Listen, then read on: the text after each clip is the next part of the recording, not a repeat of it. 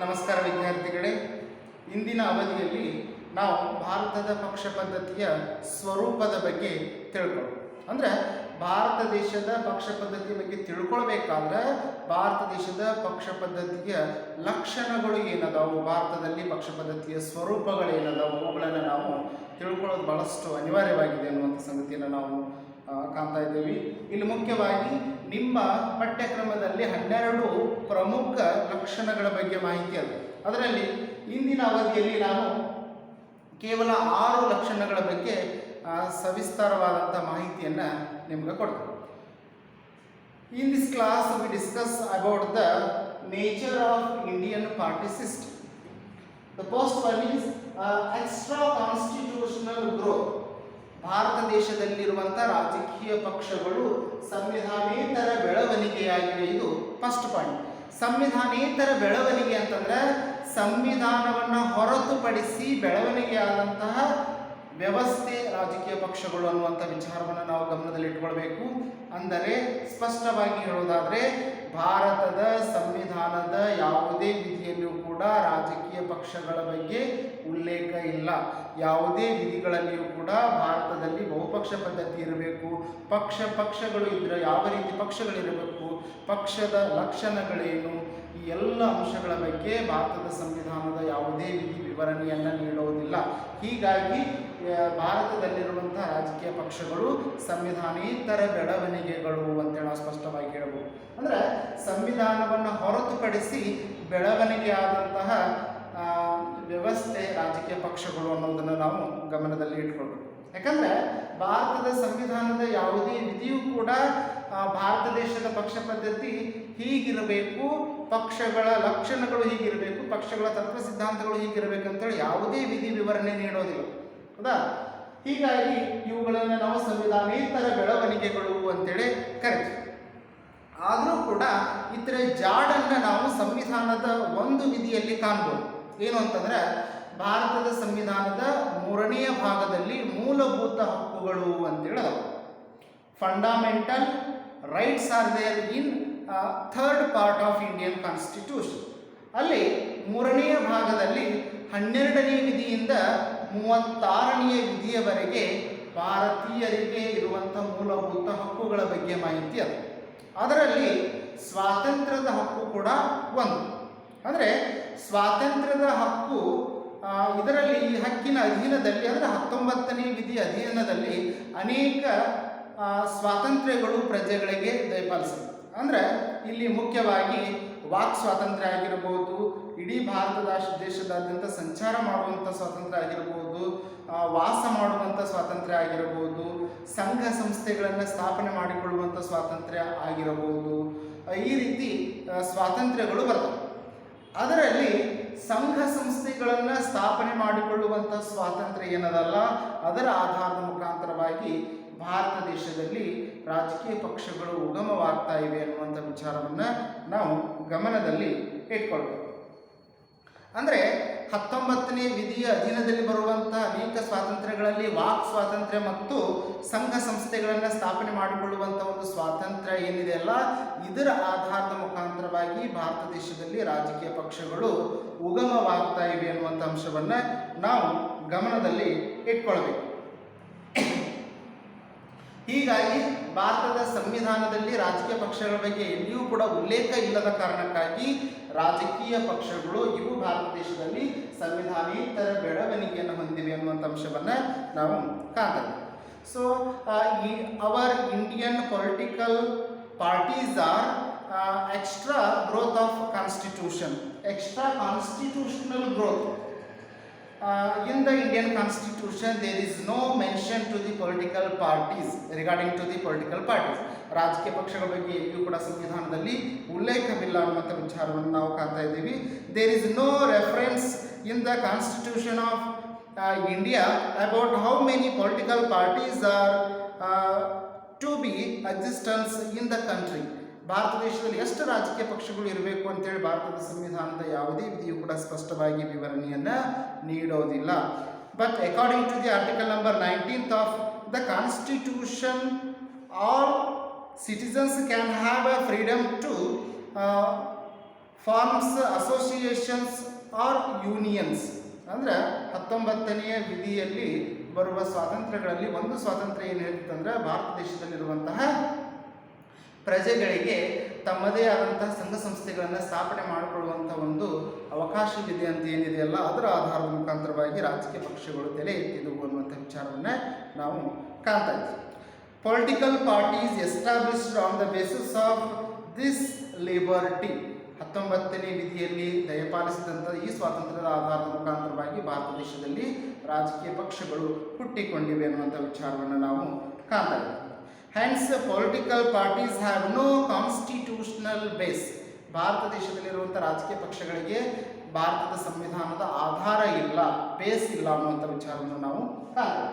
ನಂತರ ಎರಡನೇ ಪ್ರಮುಖವಾದಂತಹ ಸ್ವರೂಪ ಅಥವಾ ಲಕ್ಷಣ ಯಾವುದು ಅಂತಂದ್ರೆ ಬಹುಪಕ್ಷ ಪದ್ಧತಿ ಅಸ್ತಿತ್ವದಲ್ಲಿದೆ. ಭಾರತ ದೇಶದ ರಾಜಕೀಯ ಪಕ್ಷಗಳ ವ್ಯವಸ್ಥೆಯನ್ನು ನಾವು ನೋಡೋದಾದ್ರೆ ಭಾರತ ದೇಶದಲ್ಲಿ 2ಕ್ಕಿಂತ ಹೆಚ್ಚು ರಾಜಕೀಯ ಪಕ್ಷಗಳು ಅಸ್ತಿತ್ವದಲ್ಲಿರುವಂತಹ ವ್ಯವಸ್ಥೆಯನ್ನು ನಾವು ಕಾಣ್ತಾ ಇದ್ದೀವಿ.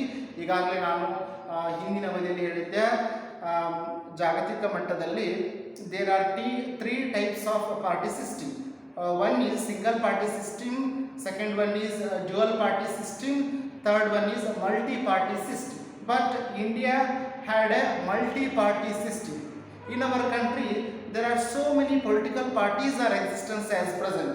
ಭಾರತ ದೇಶದಲ್ಲಿ ಹಲವಾರು ರಾಜಕೀಯ ಪಕ್ಷಗಳು ಅಸ್ತಿತ್ವದಲ್ಲಿರುವ ಕಾರಣಕ್ಕಾಗಿ ಭಾರತ ದೇಶದಲ್ಲಿ ಬಹುಪಕ್ಷ ಪದ್ಧತಿ ಇದೆ ಅನ್ನುವಂಥ ಅಂಶವನ್ನು ನಾವು ಕಾಣ್ತಾ ಇದ್ದೀವಿ. ಭಾರತ ದೇಶ ಮೂಲತಃ ವೈವಿಧ್ಯಮಯವಾದಂಥ ರಾಷ್ಟ್ರ. ಇಲ್ಲಿ ಅನೇಕ ಜಾತಿ, ಧರ್ಮ, ಲಿಂಗ, ವರ್ಣ, ಪ್ರದೇಶ, ಆಚಾರ, ವಿಚಾರ, ಉಡುಗೆ ತೊಡುಗೆಗಳನ್ನು ಹೊಂದಿರುವಂಥ ಜನರು ಇದ್ದಾರೆ. ಹೀಗಾಗಿ ಮಾನವರ ವೈವಿಧ್ಯಮಯವಾದಂಥ ಬೇಡಿಕೆ ಮತ್ತು ಬಯಕೆಗಳಿಗೆ ಅನುಗುಣವಾಗಿ ಅವರ ವಿಭಿನ್ನತೆಗೆ ಅನುಗುಣವಾಗಿ ವಿಭಿನ್ನವಾದಂಥ ರಾಜಕೀಯ ಪಕ್ಷಗಳು ಕೂಡ ಹುಟ್ಟಿಕೊಂಡಿವೆ ಅನ್ನುವಂಥ ಅಂಶವನ್ನು ನಾವು ಕಾಣ್ತೇವೆ. ನಮ್ಮ ಭಾರತ ದೇಶದಲ್ಲಿ majorly 2 types of political parties are there. 2 ಪ್ರಕಾರದ ರಾಜಕೀಯ ಪಕ್ಷಗಳಿವೆ ಅನ್ನೋದನ್ನು ನಾವು ಕಾಣ್ತಾ ಇದ್ದೀವಿ. ಒಂದು ರಾಷ್ಟ್ರೀಯ ಪಕ್ಷ, ಮತ್ತೊಂದು ಪ್ರಾದೇಶಿಕ ಪಕ್ಷ. ರಾಷ್ಟ್ರೀಯ ಪಕ್ಷ ರಾಷ್ಟ್ರೀಯ ಏಕತೆ, ಸಮಗ್ರತೆ ಮತ್ತು ರಾಷ್ಟ್ರದ ಹಿತದೃಷ್ಟಿಯಿಂದ ಕೆಲವು ತತ್ವ ಸಿದ್ಧಾಂತಗಳನ್ನು ಇಟ್ಟುಕೊಂಡು ರಚನೆಯಾದಂಥ ರಾಜಕೀಯ ಪಕ್ಷಗಳಾದರೆ, ಪ್ರಾದೇಶಿಕ ಪಕ್ಷಗಳು ತಮ್ಮ ಪ್ರದೇಶದ ನೆಲ, ಜಲ, ಭಾಷೆ ಇವುಗಳ ರಕ್ಷಣೆಗಾಗಿ ರಚನೆಯಾದಂತಹ ರಾಜಕೀಯ ಪಕ್ಷಗಳು. ಭಾರತ ದೇಶದಲ್ಲಿ ವೈವಿಧ್ಯಮಯವಾದಂಥ ಮನೋಭಾವನೆಯನ್ನು ಹೊಂದಿರುವಂಥ ಜನತೆಯ ಮನಸ್ಥಿತಿಗೆ ಅನುಗುಣವಾಗಿ ವೈವಿಧ್ಯಮಯವಾದಂಥ ರಾಜಕೀಯ ಪಕ್ಷಗಳು ಇವೆ ಎಂಬುದನ್ನು ನಾವು ಕಾಣ್ತೇವೆ. ಅಂದರೆ ಹಲವಾರು ಧರ್ಮ, ಜಾತಿ, ನೆಲ, ಪ್ರದೇಶ, ಭಾಷೆಗಳಿಗೆ ಅನುಗುಣವಾಗಿ ಅವರ ಹಿತಾಸಕ್ತಿಗಳನ್ನು ಪೂರೈಸುವ ನಿಟ್ಟಿನಲ್ಲಿ ರಾಜಕೀಯ ಪಕ್ಷಗಳು ಹುಟ್ಟಿಕೊಂಡವು ಅನ್ನುವಂಥ ವಿಚಾರವನ್ನು ನಾವು ಕಾಣ್ತೇವೆ. ನಮ್ಮ ಭಾರತ ದೇಶದಲ್ಲಿ ಕೆಲವು ರಾಜಕೀಯ ಪಕ್ಷಗಳು ಮಣ್ಣಿನ ಮಗ ಸಿದ್ಧಾಂತದ ಆಧಾರದ ಮುಖಾಂತರವಾಗಿ ಉಗಮಿಸಿವೆ. ಅಂತಂದರೆ ಪ್ರದೇಶದ ಹಿತದೃಷ್ಟಿಯಿಂದ ರಚನೆಯಾದಂಥ ರಾಜಕೀಯ ಪಕ್ಷಗಳು, ಏನು ಪ್ರಾದೇಶಿಕ ಪಕ್ಷಗಳು ಅದಾವಲ್ಲ, ಅಂತಹ ಪ್ರಾದೇಶಿಕ ಪಕ್ಷಗಳು ಕೂಡ ಭಾರತದ ರಾಜಕಾರಣದಲ್ಲಿ ತಮ್ಮದೇ ಆದಂತಹ ಪಾತ್ರವನ್ನು ನಿರ್ವಹಿಸುತ್ತಿವೆ. ಹೀಗಾಗಿ ಭಾರತ ದೇಶ ಬಹುಪಕ್ಷ ಪದ್ಧತಿಯನ್ನು ಹೊಂದಿದಂತಹ ರಾಷ್ಟ್ರ ಅಂತ ಹೇಳ್ಬೋದು. ಹೌದಾ? Prevalence of multi party system in our India. India is a diverse country with many religious tribes, languages, cultures and traditions.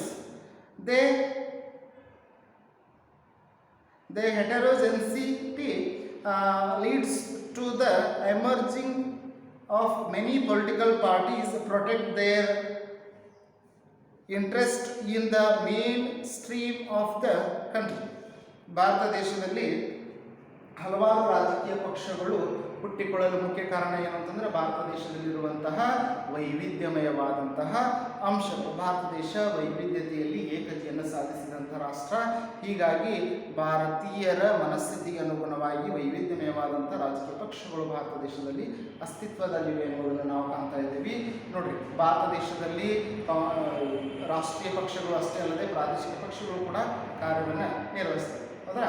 ಇಲ್ಲಿ ಮುಖ್ಯವಾಗಿ ಭಾರತದ ಚುನಾವಣಾ ಆಯೋಗವು ಅಂಗೀಕರಿಸಿದಂತೆ ಭಾರತ ದೇಶದಲ್ಲಿ 7 ರಾಷ್ಟ್ರೀಯ ಪಕ್ಷಗಳು ಮತ್ತು ಇತರೆ ಪ್ರಾದೇಶಿಕ ಪಕ್ಷಗಳು ಅಸ್ತಿತ್ವದಲ್ಲಿರುವ ವ್ಯವಸ್ಥೆಯನ್ನು ನಾವು ಕಾಣ್ತಾ ಇದ್ದೀವಿ. ಹೀಗಾಗಿ 2ಕ್ಕಿಂತ ಹೆಚ್ಚು ರಾಜಕೀಯ ಪಕ್ಷಗಳು ಭಾರತ ದೇಶದಲ್ಲಿರುವ ಕಾರಣಕ್ಕಾಗಿ ಭಾರತ ದೇಶದ ಪಕ್ಷ ಪದ್ಧತಿ ಬಹುಪಕ್ಷ ಪದ್ಧತಿಯಾಗಿದೆ ಅನ್ನೋದನ್ನು ನಾವು ಕಾಣ್ತೇವೆ. ಜೊತೆಗೆ ಪಕ್ಷಗಳಲ್ಲಿ ಒಡಕು ಮತ್ತು ವಿಲೀನ, ಸ್ಪ್ಲಿಟ್ ಆ್ಯಂಡ್ ಮರ್ಜರ್.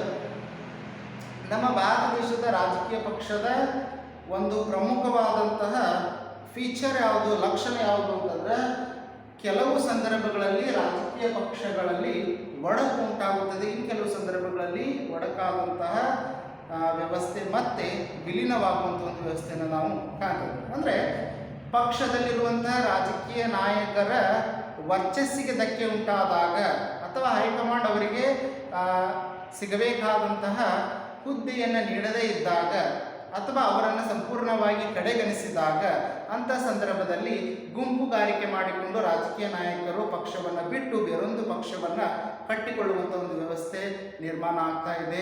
ಮತ್ತು ಹಿರಿಯ ನಾಯಕರ ಮನವೊಲಿಕೆಯಿಂದ ಪ್ರತ್ಯೇಕವಾಗಿ ಪಕ್ಷ ಕಟ್ಟಿಕೊಂಡಂತಹ ರಾಜಕೀಯ ನಾಯಕನ ಮನವೊಲಿಕೆಯಿಂದಾಗಿ ಮತ್ತೆ ಪಕ್ಷಕ್ಕೆ ಆಹ್ವಾನ ಮಾಡಿಕೊಂಡು ಮತ್ತೆ ಪಕ್ಷವನ್ನು ವಿಲೀನ ಮಾಡುವಂಥ ಪ್ರಕ್ರಿಯೆ ಕೂಡ ಸಾಮಾನ್ಯವಾಗಿ ನಡೆಯುವ ವ್ಯವಸ್ಥೆಯನ್ನು ನಾವು ಕಾಣ್ತಾ ಇದ್ದೀವಿ. ಇದಕ್ಕೆ ಬೆಸ್ಟ್ ಎಕ್ಸಾಂಪಲ್ ಅಂತಂದ್ರೆ BS ಯಡಿಯೂರಪ್ಪನವರು KJP ಅನ್ನುವಂಥ ಒಂದು ಪೊಲಿಟಿಕಲ್ ಪಾರ್ಟೀಸನ್ನು ರಚನೆ ಮಾಡ್ಕೊಂಡಿದ್ರು. ಅಂದರೆ BJPಯಿಂದ ಒಡೆದು ಹೊರಗೆ ಬಂದು KJP ಅನ್ನುವಂತಹ ಪ್ರಾದೇಶಿಕ ಪಕ್ಷವನ್ನು ರಚನೆ ಮಾಡಿಕೊಂಡಿದ್ರು. ನಂತರ ಹಿರಿಯ ನಾಯಕರ ಮನವೊಲಿಕೆಯಿಂದ BS ಯಡಿಯೂರಪ್ಪನವರು ತಮ್ಮ KJP ಪಕ್ಷವನ್ನು ಸಂಪೂರ್ಣವಾಗಿ BJP ಪಕ್ಷದೊಂದಿಗೆ ಲೀನ ಮಾಡಿಕೊಂಡ್ರು. ಈ ರೀತಿ ಭಾರತ ದೇಶದ ರಾಜಕೀಯ ವ್ಯವಸ್ಥೆಯಲ್ಲಿ ಅನೇಕ ವೇರಿಯೇಷನ್ ಆಗ್ತಾ ಇರ್ತವೆ. ಅಂದರೆ ಕೆಲವೊಂದು ಸಂದರ್ಭದಲ್ಲಿ ಒಡಕಾಗೋದು, ಇನ್ನು ಕೆಲವೊಂದು ಸಂದರ್ಭದಲ್ಲಿ ವಿಲೀನವಾಗುವಂಥ ಒಂದು ವ್ಯವಸ್ಥೆ ಸಾಮಾನ್ಯವಾಗಿ ನಡೀತಾ ಇದೆ ಅನ್ನುವಂಥ ಸಂಗತಿಯನ್ನು ನಾವು ಕಾಣ್ತೇವೆ. Split and merger, it is a common phenomena in the Indian party system. Various reasons contributed for split, like ideology differences, egoism, power, hunger, etc. ಅನೇಕ ಕಾರಣಗಳಿಂದ ಪಕ್ಷವನ್ನು ತೊರೆದು ಬೇರೆ ಪಕ್ಷ ಕಟ್ಟಿಕೊಂಡು ಪಕ್ಷದಿಂದ ಹೊರಬರುವ ವ್ಯವಸ್ಥೆಯನ್ನು ನಾವು ಕಾಣ್ತಾ ಇದ್ದೀವಿ.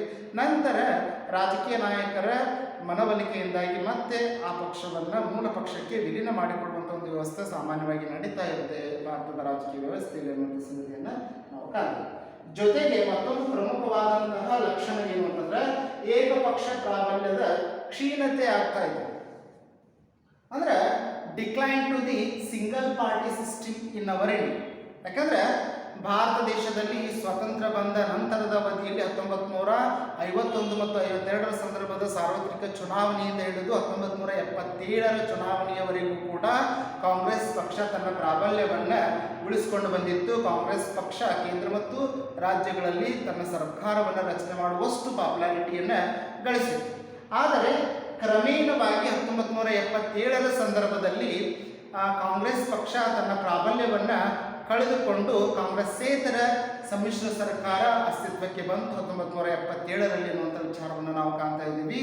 ಅಂದರೆ ನಂತರದ ಅವಧಿಯಲ್ಲಿ ಒಟ್ಟಾರೆಯಾಗಿ 1989 ಈಚೆಗೆ ಭಾರತ ದೇಶದಲ್ಲಿ ಸಮ್ಮಿಶ್ರ ಸರ್ಕಾರಗಳ ಶಕೆ ಪ್ರಾರಂಭವಾಯಿತು ಅನ್ನುವಂಥ ವಿಚಾರವನ್ನು ನಾವು ಕಾಣ್ತೀವಿ. ಅಂದರೆ ಪ್ರಸ್ತುತ ರಾಜಕೀಯ ವ್ಯವಸ್ಥೆಯನ್ನು ಅವಲೋಕನ ಮಾಡೋದಾದರೆ ಭಾರತ ದೇಶದಲ್ಲಿ ಏಕಪಕ್ಷ ಪ್ರಾಬಲ್ಯ ಕಡಿಮೆಯಾಗಿದೆ ಅನ್ನುವಂಥ ವಿಚಾರವನ್ನು ನಾವು ಕಾಣ್ತಾ ಇದ್ದೀವಿ. ಅಂದರೆ ಚುನಾವಣೆಗಳಲ್ಲಿ ಭಾರತ ದೇಶದಲ್ಲಿ ಯಾವುದೇ ಒಂದು ಪಕ್ಷಕ್ಕೆ ಸ್ಪಷ್ಟ ಬಹುಮತ ಬಾರದೇ ಇರುವಂಥ ಒಂದು ವ್ಯವಸ್ಥೆ ನಿರ್ಮಾಣವಾಗಿದೆ. ಯಾಕಂದ್ರೆ ಭಾರತ ದೇಶದಲ್ಲಿ ಏಕಪಕ್ಷ ಪ್ರಾಬಲ್ಯ ಕ್ಷೀಣತೆ ಹೊಂದಿ ಪ್ರಸ್ತುತ ಬಹುಪಕ್ಷ ಪದ್ಧತಿ ಅಥವಾ ಹಲವು ಪಕ್ಷಗಳನ್ನು ಒಳಗೊಂಡಂತಹ ಮೈತ್ರಿಕೂಟಗಳು ಅಸ್ತಿತ್ವದಲ್ಲಿವೆ. For example UPA alliance and NDA alliance. UPA ಮೈತ್ರಿಕೂಟ ಮತ್ತು NDA ಮೈತ್ರಿಕೂಟಗಳು ಪ್ರಸ್ತುತ ರಾಜಕೀಯ ವ್ಯವಸ್ಥೆಯಲ್ಲಿ ಇವೆ ಅನ್ನೋದನ್ನು ನಾವು ಕಾಣ್ತಾ ಇದ್ದೀವಿ.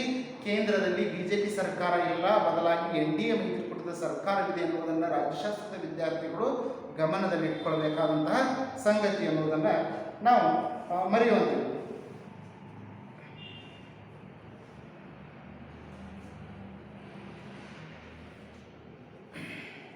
ಭಾರತ ದೇಶದ ರಾಜಕೀಯ ವ್ಯವಸ್ಥೆಯನ್ನು ಗಮನಿಸಿದಾಗ ಯಾವುದೇ ಒಂದು ರಾಜಕೀಯ ಪಕ್ಷ ಲೋಕಸಭಾ ಚುನಾವಣೆಯಲ್ಲಿ ಸ್ವತಂತ್ರವಾಗಿ ಗೆದ್ದು ಬಂದು ಸರ್ಕಾರವನ್ನು ರಚನೆ ಮಾಡುವಷ್ಟು ಸೀಟುಗಳಲ್ಲಿ ಗೆಲ್ಲಕ್ಕೆ ಸಾಧ್ಯ ಇಲ್ಲ ಅನ್ನುವಂತಹ ಮನೋಭಾವನೆ ಅಥವಾ ವ್ಯವಸ್ಥೆ ನಿರ್ಮಾಣ ಆಗಿದೆ. ಇದಕ್ಕೆ ಮುಖ್ಯ ಕಾರಣ ಏನು ಅಂತಂದರೆ ಭಾರತ ದೇಶದಲ್ಲಿ ಬಹುಪಕ್ಷ ಪದ್ಧತಿ ಇರುವ ಕಾರಣ, ಜೊತೆಗೆ ಪ್ರಾದೇಶಿಕ ಪಕ್ಷಗಳ ಪ್ರಾಬಲ್ಯ ಜಾಸ್ತಿ ಇರುವ ಕಾರಣಕ್ಕಾಗಿ ಭಾರತ ದೇಶದಲ್ಲಿ ಏಕಪಕ್ಷ ಪದ್ಧತಿ, ಏಕಪಕ್ಷ ಪ್ರಾಬಲ್ಯ ಕಡಿಮೆ ಆಗ್ತಾ ಇದೆ ಅನ್ನುವಂಥ ವಿಚಾರವನ್ನು ನಾವು ಕಾಣ್ತಾ ಇದ್ದೀವಿ.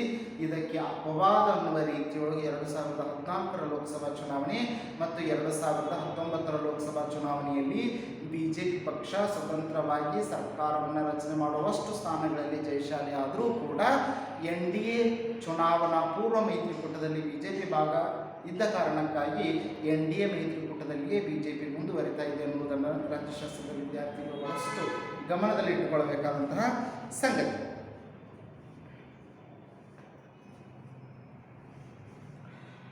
India was under Congress ruled till 1977. The happening between 1975 to 1977 forced small parties to unite and fight against Congress and capture power and put and single party system. ಅಂದರೆ ಭಾರತ ದೇಶದಲ್ಲಿ ಕೆಲವು ರಾಜಕೀಯ ಪಕ್ಷಗಳು ಒಟ್ಟುಗೂಡಿ ಕಾಂಗ್ರೆಸ್ಸಿನಿಂದ ಅಧಿಕಾರವನ್ನು ಕಸಿದುಕೊಂಡವು ಅನ್ನುವಂಥ ಸಂಗತಿಯನ್ನು ನಾವು ಕಾಣ್ತಾ ಇದ್ದೀವಿ. ಹೀಗಾಗಿ 1977ರವರೆಗೂ ಕೂಡ ಕಾಂಗ್ರೆಸ್ ತನ್ನ ಪ್ರಾಬಲ್ಯವನ್ನು ಮೆರೆದಿತ್ತು.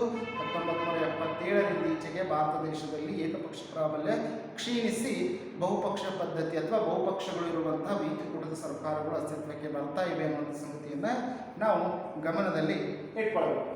ನಂತರ 5ನೇ ಪ್ರಮುಖವಾದಂಥ ಅಂಶ ಏನು ಅಂತಂದರೆ ಭಿನ್ನಮತೀಯತೆ,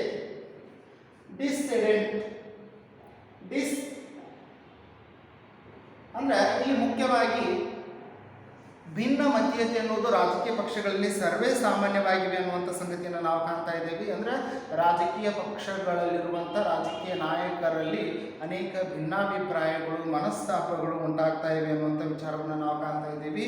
ಈ ಭಿನ್ನಾಭಿಪ್ರಾಯಗಳು ಭಾರತದ ರಾಜಕೀಯ ವ್ಯವಸ್ಥೆಗೆ ಅಂಟಿಕೊಂಡಂತಹ ಜಾಡ್ಯ ಅಂದರೂ ತಪ್ಪಾಗಲಿಕ್ಕಿಲ್ಲ, ಒಂದು ಪಿಡುಗು ಅಂದರೂ ಕೂಡ ತಪ್ಪಾಗಲಿಕ್ಕಿಲ್ಲ ಅನ್ನುವಂಥ ವಿಚಾರವನ್ನು ನಾವು ಕಾಣ್ತಾ ಇದ್ದೀವಿ. ಜೊತೆಗೆ ರಾಜಕೀಯ ನಾಯಕರ ಭಿನ್ನಾಭಿಪ್ರಾಯಕ್ಕೆ ಮುಖ್ಯ ಕಾರಣ ಏನು ಅಂತಂದ್ರೆ ಸ್ವಪ್ರತಿಷ್ಠೆ ಆಗಿರ್ಬೋದು, ಸ್ವಾರ್ಥ ಆಗಿರಬಹುದು, ಇವುಗಳು ಭಿನ್ನಮತೀಯತೆಗೆ ಕಾರಣವಾಗ್ತಾ ಇವೆ ಅನ್ನುವಂಥ ಸಂಗತಿಯನ್ನು ನಾವು ಕಾಣ್ತೇವೆ.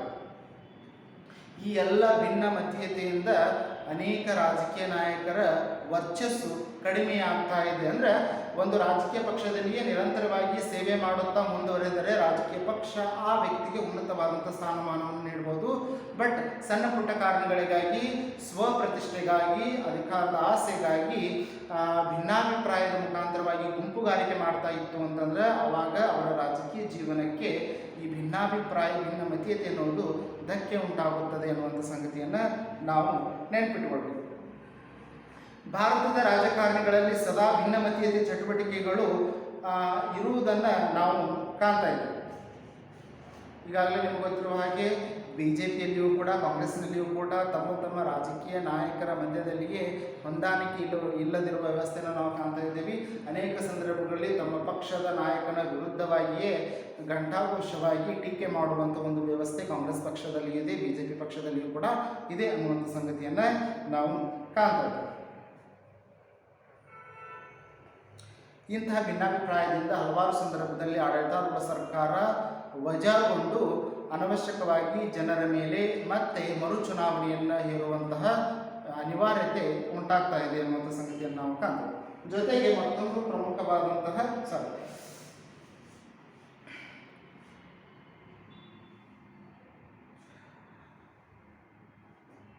meanness of leaders like personal attitude, favorism, nepotism lead to distant activities. ಈ ರೀತಿ ರಾಜಕೀಯ ನಾಯಕರಲ್ಲಿರುವಂತಹ ಭಿನ್ನಾಭಿಪ್ರಾಯಗಳಿಂದ ಅನೇಕ ಸಂದರ್ಭಗಳಲ್ಲಿ ಸರ್ಕಾರಗಳು ವಜಾಗೊಂಡು ಅನವಶ್ಯಕವಾಗಿ ಜನರ ಮೇಲೆ ಚುನಾವಣೆಯಲ್ಲಿ ಇರುವಂಥ ವ್ಯವಸ್ಥೆ ನಿರ್ಮಾಣ ಆಗ್ತಾ ಇದೆ. ಇದು ಭಾರತದ ರಾಜಕೀಯ ಪಕ್ಷಗಳ ಒಂದು ಪ್ರಮುಖವಾದ ಲಕ್ಷಣ. ಬೇಕಾದ ರಾಜಕೀಯ ಪಕ್ಷವನ್ನೇ ತೆಗೆದುಕೊಳ್ಳ್ರಿ, ಅಲ್ಲಿರುವಂಥ ರಾಜಕೀಯ ನಾಯಕರ ಮಧ್ಯದಲ್ಲಿ ಭಿನ್ನಾಭಿಪ್ರಾಯಗಳು ಇದ್ದೇ ಇರುವ ವ್ಯವಸ್ಥೆಯನ್ನು ನಾವು ಕಾಣ್ತೇವೆ. ಜೊತೆಗೆ ಕೊನೆಯದಾಗಿ ಪಕ್ಷಾಂತರದ ಪಿಡುಗು ಇದು ಭಾರತದ ರಾಜಕೀಯ ವ್ಯವಸ್ಥೆಗೆ ಅಂಟಿಕೊಂಡಂತಹ ಒಂದು ಜಾಡ್ಯವಾಗಿದೆ ಎನ್ನುವುದನ್ನು ನಾವು ಕಾಣ್ತೇವೆ. ಪಕ್ಷಾಂತರ ಅಂದರೆ ಏನು ಅನ್ನುವಂಥ ವಿಚಾರವನ್ನು ನಾವು ನೋಡೋದಾದ್ರೆ, ಒಂದು ಪಕ್ಷದಿಂದ ಆಯ್ಕೆಯಾದಂಥ ಶಾಸನಸಭೆಯ ಸದಸ್ಯನು ತನ್ನ ಅಧಿಕಾರದ ಅವಧಿ ಮುಗಿಯುವ ಸಂದರ್ಭದಲ್ಲಿ ಅಥವಾ ತನ್ನ ಅಧಿಕಾರದ ಅವಧಿ ಇದ್ದಾಗಲೇ ತನ್ನ ಮೂಲ ಪಕ್ಷವನ್ನು ಬಿಟ್ಟು ಬೇರೊಂದು ಪಕ್ಷಕ್ಕೆ ಪಲಾಯನ ಮಾಡುವುದನ್ನು ಪಕ್ಷಾಂತರ ಅಂತೇಳಿ ಕರೀತಾರೆ. ಅಂದರೆ ಒಂದು ಪಕ್ಷವನ್ನು ಬಿಟ್ಟು ಬೇರೊಂದು ಪಕ್ಷಕ್ಕೆ ಸೇರುವುದನ್ನು ಪಕ್ಷಾಂತರ ಅಂತೇಳಿ ಕರೀತಾರೋ. ಪಕ್ಷಾಂತರಕ್ಕೆ ಮುಖ್ಯ ಕಾರಣ ಏನು ಅಂತಂದರೆ, ಹಣ ಆಗಿರ್ಬೋದು, ಅಧಿಕಾರ ಆಗಿರ್ಬೋದು, ಪ್ರತಿಷ್ಠೆ ಆಗಿರಬಹುದು, ಆ ಮೂಲ ಪಕ್ಷದಲ್ಲಿ ಅವರನ್ನು ಗುರುತಿಸದೇ ಇರಬಹುದು, ಅಥವಾ ಮಂತ್ರಿಗಿರಿಗೆ ಆಗಿರಬಹುದು. ಎಲ್ಲ ಕಾರಣಗಳಿಂದಲೂ ಕೂಡ ಮೂಲ ಪಕ್ಷವನ್ನು ಬಿಟ್ಟು ಬೇರೊಂದು ಪಕ್ಷಕ್ಕೆ ಶಾಸಕರು ಪಲಾಯನ ಮಾಡ್ತಾ ಇದ್ದಾರೆ ಅನ್ನುವಂಥ ವಿಚಾರವನ್ನು ನಾವು ಕಾಣ್ತಾ ಇದ್ದೀವಿ. ಈ ಪಕ್ಷಾಂತರ ಅನ್ನುವಂಥ ಪಿಡುಗು ಭಾರತದ ರಾಜಕೀಯ ವ್ಯವಸ್ಥೆಗೆ ಅಂಟಿಕೊಂಡಂತಹ ಒಂದು ಜಾಡ್ಯ ಅಂತೇಳಿ ನಾವು ಸ್ಪಷ್ಟವಾಗಿ ಹೇಳ್ಬೋದು. ಗುಂಪುಗಾರಿಕೆ ಮಾಡಿಕೊಂಡು ಸ್ವಪ್ರತಿಷ್ಠೆಯಿಂದಾಗಿ ಪಕ್ಷವನ್ನು ತೊರೆದು ಬೇರೆ ಪಕ್ಷಕ್ಕೆ ಹೋಗುವಂಥ ಒಂದು ವ್ಯವಸ್ಥೆಯನ್ನು ನಾವು ಕಾಣ್ತಾ ಇದ್ದೇವೆ. ಅಥವಾ ಗುಂಪುಗಾರಿಕೆ ಮುಖಾಂತರವಾಗಿ ಸಾಮೂಹಿಕವಾಗಿ ರಾಜೀನಾಮೆ ನೀಡಿ ಮತ್ತೆ ಬೇರೊಂದು ಪಕ್ಷಕ್ಕೆ ಪಲಾಯನ ಮಾಡಿ ಸರ್ಕಾರವನ್ನು ಅಸ್ಥಿರಗೊಳಿಸುವಂಥ ಒಂದು ವ್ಯವಸ್ಥೆ ಈ ಪಕ್ಷಾಂತರದಿಂದ ಆಗ್ತಾ ಇದೆ. ಈ ಪಕ್ಷಾಂತರದ ಪಿಡುಗಿನಿಂದಾಗಿ ಹಲವಾರು ಸಂದರ್ಭಗಳಲ್ಲಿ ಆಡಳಿತಾರೂಢ ಸರ್ಕಾರಗಳು ವಜಾಗೊಂಡು ಅಸ್ಥಿರಗೊಳ್ತಾ ಇವೆ ಮತ್ತು ಅನವಶ್ಯಕವಾಗಿ ಜನರ ಮೇಲೆ ಚುನಾವಣೆಗಳನ್ನು ಹೇರ್ತಾರೆ. The meaning of defections is elected members of the legislature change their parties often for personal benefits or differences of an opinion and many more reasons. ತಮ್ಮದೇ ಆದಂಥ ವೈಯಕ್ತಿಕ ಕಾರಣಗಳಿಂದಾಗಿ ಮೂಲ ಪಕ್ಷವನ್ನು ಬಿಟ್ಟು ಬೇರೊಂದು ಪಕ್ಷಕ್ಕೆ ಸೇರುವುದನ್ನು ನಾವು ಪಕ್ಷಾಂತರ ಅಂತ ಕರಿತೀವಿ. ಈ ಪಕ್ಷಾಂತರವನ್ನು ನಿಯಂತ್ರಣ ಮಾಡಲು ಪಕ್ಷಾಂತರ ನಿಷೇಧ ಕಾಯ್ದೆ ಜಾರಿಯಲ್ಲಿ aunty defection law is already existence.